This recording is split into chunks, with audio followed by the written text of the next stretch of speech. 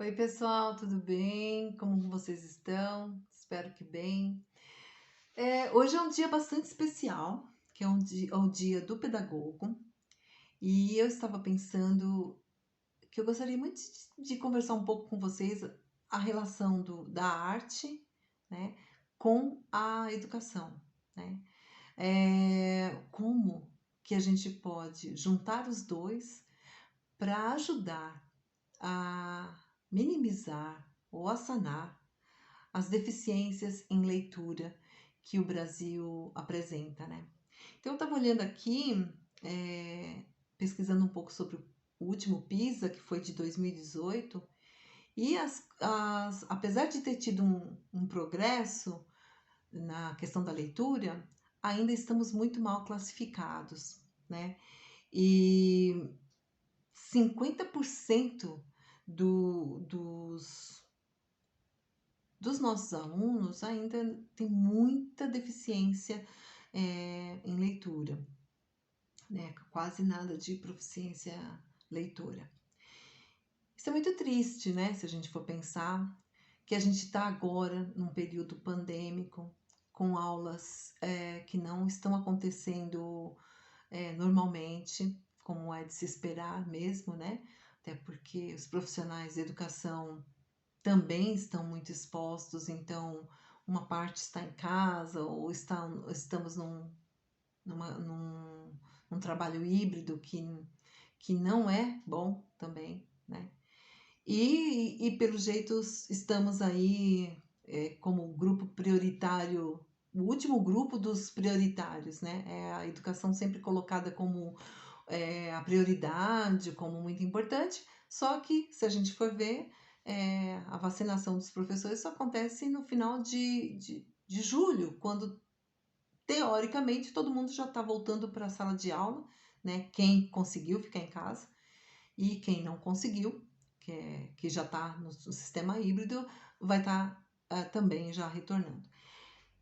Então, eu fico pensando como que a gente, como pedagogos, eu não sou pedagoga, mas formo pedagogos, como que a arte pode estar colaborando esses profissionais da educação a estar melhorando, colaborando de alguma maneira para o desenvolvimento dessa competência leitora.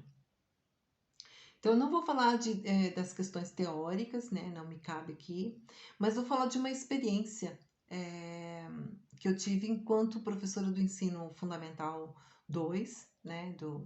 Da educação básica, em relação à leitura. Então, por muito tempo eu trabalhei como orientadora de sala de leitura e o que a minha experiência revelou é que mesmo numa sala muito bem equipada, que era uma sala de pelo menos 20 mil livros, né, com recursos que a sala de aula comum não tem, é, era muito difícil instigar o aluno a ler. Até porque as crianças até 15 anos, né, é, elas estão no processo de formação, elas não têm competência mesmo leitora ainda, né, e precisam de orientação. Então, aquilo me instigava de uma maneira que era como eu faço para que essas crianças que estão aqui com acesso aos livros queiram lê-los, né? E foi quando eu comecei a ir atrás de cursos de contação de história.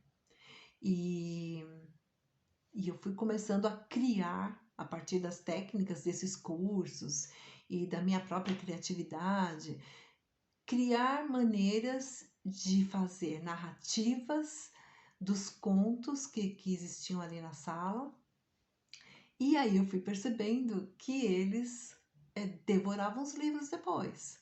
Havia fila de espera para ler a história que eu já tinha contado. Parece estranho, né? Você já sabe a história, mas você quer ler. Você ouviu sua professora lendo ou contando, que a maioria das vezes não eram leituras, eram contações que eu fazia, e eles procuravam para ler essas histórias. Então, além disso, trabalhar com gravações de histórias que eles compunham, né? A gente filmava as histórias, gravações de histórias com objetos, transformar objetos em personagens, questão de jogos, né? Com as histórias que a gente já tinha lido, ou de dança, né? Musicalizar poemas, trazer para o corpo o poema. E aí a gente vai descobrindo, enquanto contadora de história, enquanto professora, a riqueza que as crianças têm dentro de si, a capacidade de criação, e que muitas vezes fica estagnada quando você tem uma aula que é só para ler. Aula de leitura nunca poderia ser leia o próximo parágrafo, leia você, leia, sabe? Que expõe a criança que já tem dificuldade de ler ao ridículo, né? Então, a arte tem muito a colaborar com a formação de leitores nesse país. E é preciso que a gente tenha esse olhar para a sala de aula, esse olhar para a formação de pedagogos, esse olhar para os nossos alunos, né? E quanto mais você puder colaborar com boas narrativas, com criatividade. Eu nunca tive vergonha de andar paramentada com perucas, com figurinos pelos corredores da escola, porque era justamente isso que eles mais amavam, saber que cada vez que eles iam entrar naquela sala, não era a professora deles que eles iam encontrar lá, era um personagem ou uma atividade diferente do que já vinha dentro da sala de aula comum, né? Então, eu queria deixar um recado muito brevemente aqui, né, pensando nessa questão das consequências que teremos para os próximos anos, próximos 10, 15 anos, com essa interrupção, né, das aulas, e que os governos pensem que é preciso unir arte e educação, que é preciso investir na formação de professores para que eles também tenham acesso à arte, para que eles também tenham acesso ao teatro, à dança, aos museus. E aí, depois, junto com seus alunos, construam formas mais prazerosas de se aprender a ler, né? Não aquele jeito